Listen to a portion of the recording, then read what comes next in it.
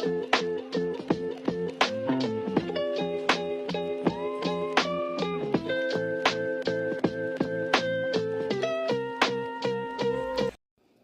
indicated by the title of this video, this is how I made our very first kimchi. This is not a tutorial at all. If that's what you're looking for, I am so sorry. There is a video in the description where I pulled my inspiration from. So by the end of this process, this cabbage should have really shrunk down because the salt is supposedly gonna dehydrate it, pull all the water out, and we need to come over and stir it like, I think it was every 30 minutes or so, or you could just leave it overnight. I'm probably gonna stir it one time and then I'm going to bed, so we'll visit the rest of this in the morning.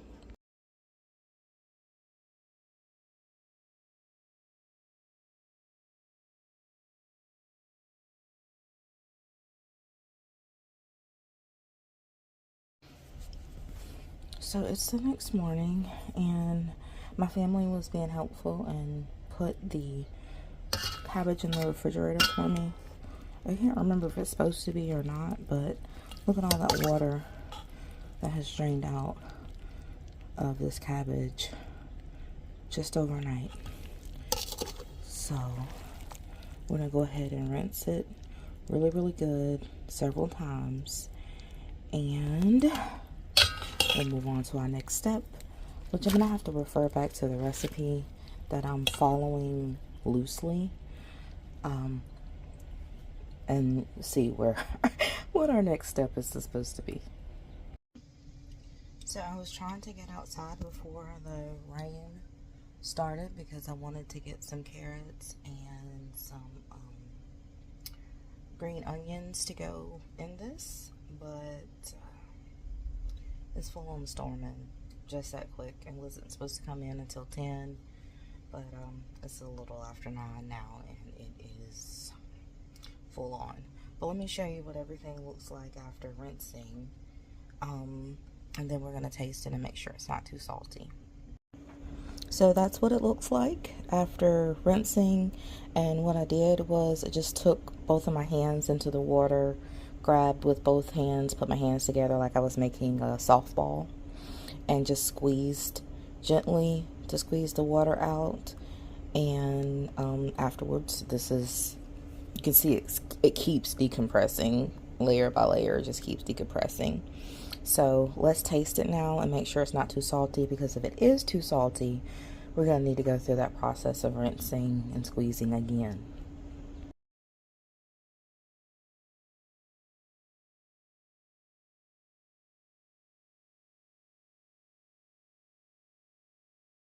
Sir? The chicks. I gotta go for the chicks. Goodness. I'm ready to go.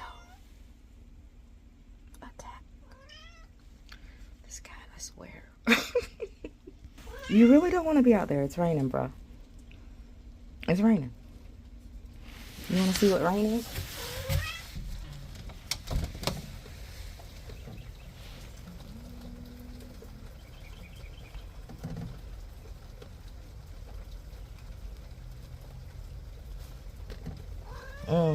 I thought so. You see the onions that we harvested already are out here getting wet. That's not going to help with the curing process. Actually, they weren't supposed to be curing, but still, I don't want them wet. Alright, so just take those in. Maybe they're ready. Help it to my hush, Brady. Yeah, Serena's rinsing them off, so. Alright, made it into the high tunnel. Let me see if I can. Our carrots are still relatively small. But I was able to get a few good sized ones the other day for that soup that we did with the cabbages. We didn't get any off of this end, so I'm gonna try this end this time. Let's see if we got some decent sized ones. Let's see. I don't see anything picking up out of the ground, so That's not too reassuring. Let's see what this is here.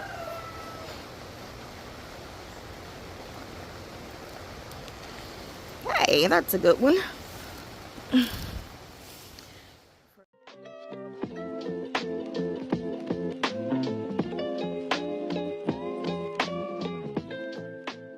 then now I gotta go over here and get some green onions. So here we have our green onions all along here with our weeds and our eggplant. So you can see we have quite a selection. I'm gonna go with, I feel like the bigger ones are gonna start to go to seed soon if I don't grab them. And I would like to leave some of the thinner ones for market. So I'm gonna grab a bunch from here. And look at that eggplant that's right there with that onion. It's just so big, and the onion so big. That must be a very nutrient dense spot. Alright. The rain is getting heavier. I need to get finished and get back in the house. Let's see. Wow, so just one of these should be enough, honestly. How thick it is. I'm just gonna grab one. If I can, oh well. Maybe not. They might all come up together. Yeah. Oh, they're in there. Woo! Okay. Oh, broke one. But hey, yeah, we're good. All right, let me get my little tutti frutti back in the house.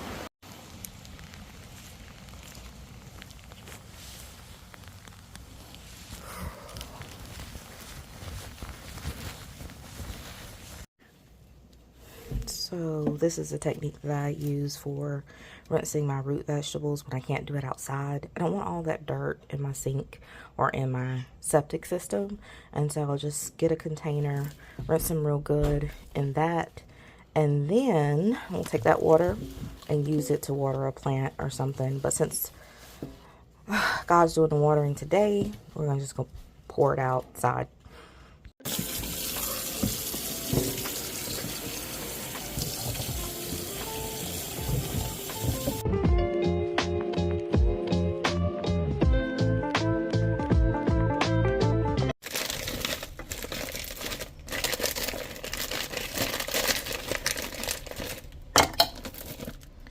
One of the best things about this recipe for me is that,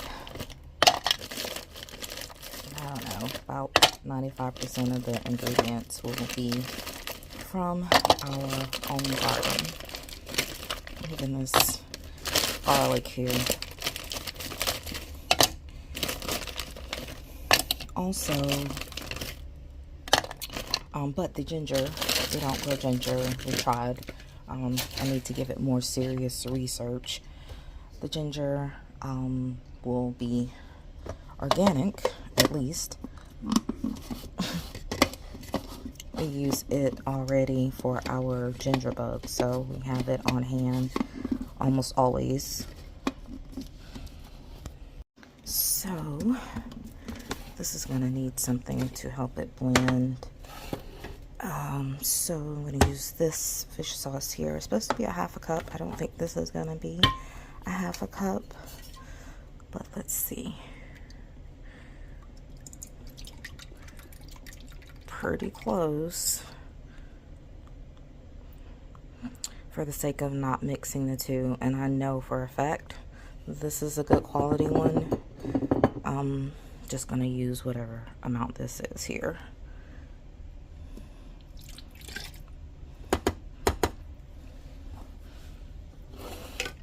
It should be enough to blend that up for us. Doesn't that look good? It's like a little slushy. Now, this is not the technique that was used in the video that I watched, but since my garlic was frozen and not fresh, I needed to get it minced up and pureed some kind of way.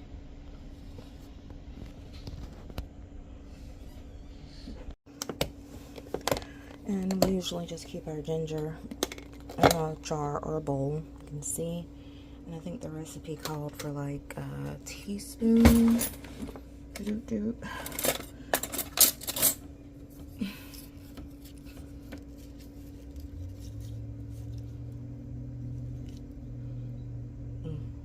That's close enough.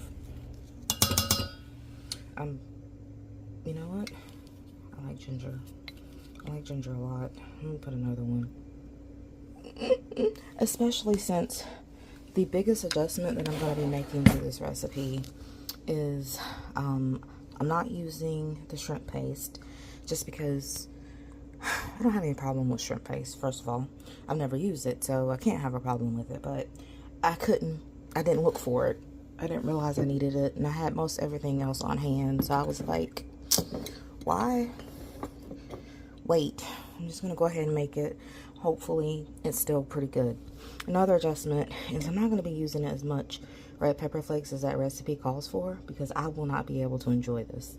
And these pepper flakes here are from habaneros and from Scotch bonnets. So yeah, I don't know if that's going to be a good idea for me. Alright, and we do need to add some sugar. I think it said like 3 tablespoons or so. Add that. I don't know how much that was, y'all. And then the pepper flakes. Okay, so hold on, let me see what the recipe called for. Whoa.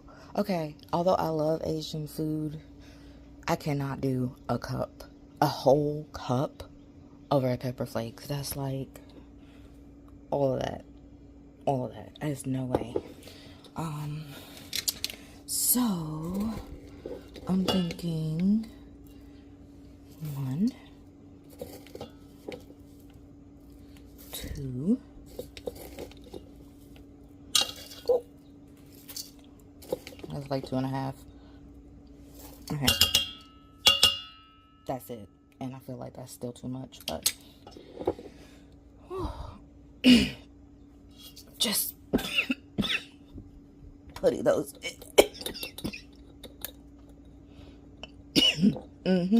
Yeah. Oh, okay, so yeah. So the usual technique of doing this is just using your hands, but I can't find any more gloves. And when I was chopping the cabbage last night, you won't believe what happened. New knife, very sharp knife. It's high, and Terry walked in as I was mixing everything up. And honey, I didn't like push the knife down on my hand, but as it was coming up out of the cabbage, just the tip of it right there near the handle touched my thumb. And now I have a cut on my thumb. It didn't bleed very much. It was superficial, but you can imagine how bad it's gonna burn if I get ginger, hot pepper flakes, and onion in it. So, not putting my hands in this. I'm gonna do my best to stir it with this spoon here. So, because I didn't use as much red pepper flake, you don't see the nice red color that we're used to seeing in kimchi. Thinking about adding some paprika just to kick it up a little bit with the color. Alright, I want to taste this. I want to taste it. I know it might be a little crazy, but like that. That might be too much. I'm gonna do it.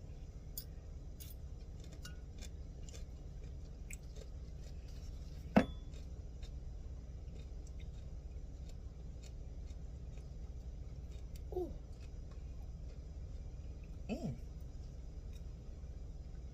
Oh my gosh. It's gonna open up your sinuses though. Oh, oh, my coffee.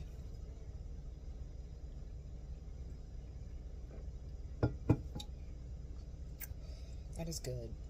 It's spicy, obviously, but it's good. Now, I did not add the beef bouillon as well as the shrimp paste. Those are two things that I did not add. I need a second. Hold on. I got some water. Sinuses are cleared. Yeah. Whew. So, the only thing left to do is to get this into the jar. Got this. It's gonna take more than this, just one jar now. So we're just gonna get to packing it in. And the biggest thing is to make sure that we do leave space for fermentation, the bubbling and things that will happen. Oh no, maybe losing my goodies.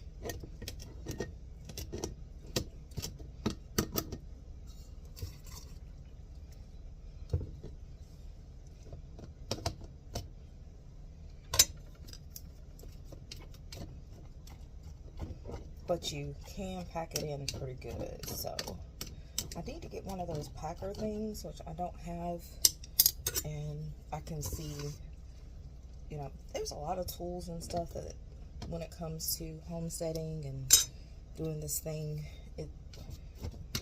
I feel like it's a waste of money, and I feel like it makes the average homesteader, especially a new one, spend way too much money.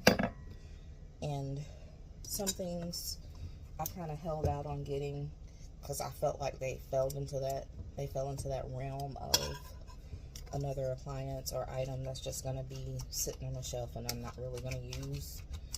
But I see that packer is not one of those. Alright. I may have put too much in there. I think so. Take some of that out. Let's do that. Yeah, that's a little better. Alright. Isn't that beautiful? Oh my goodness, look at it.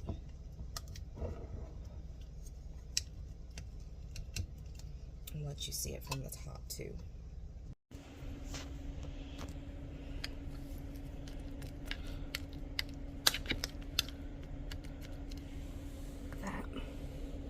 Beautiful. All right, it's gonna be a couple of jars that we're gonna end up doing. I do want to put some of that juice in here.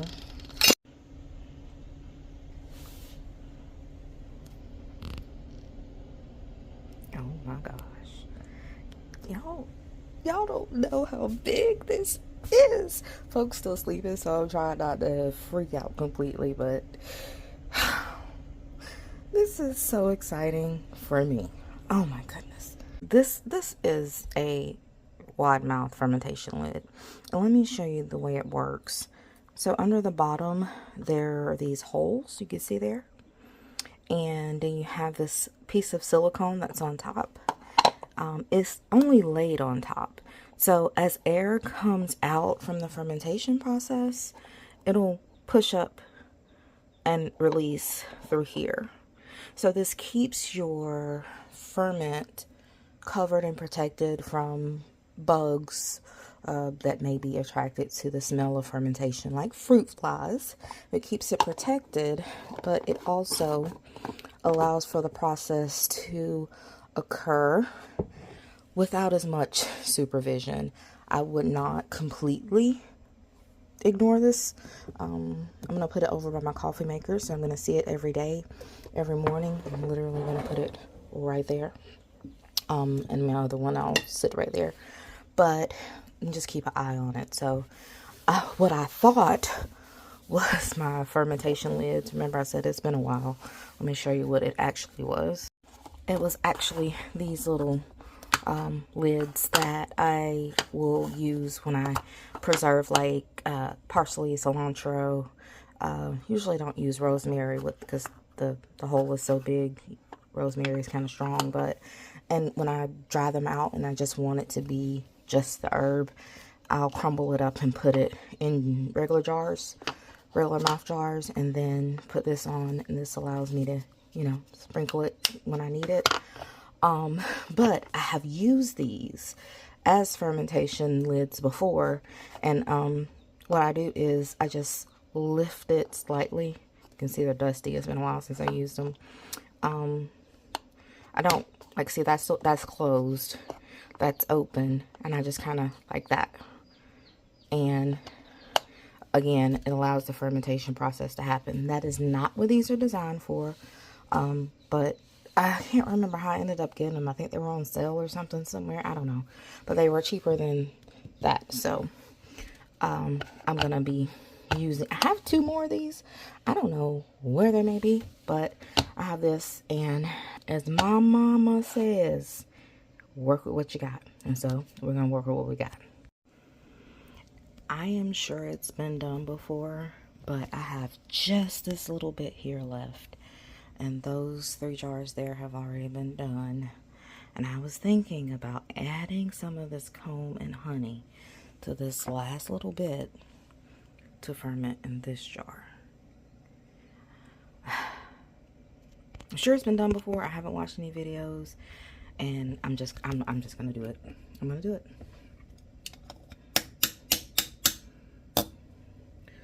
Get some of this honey out here.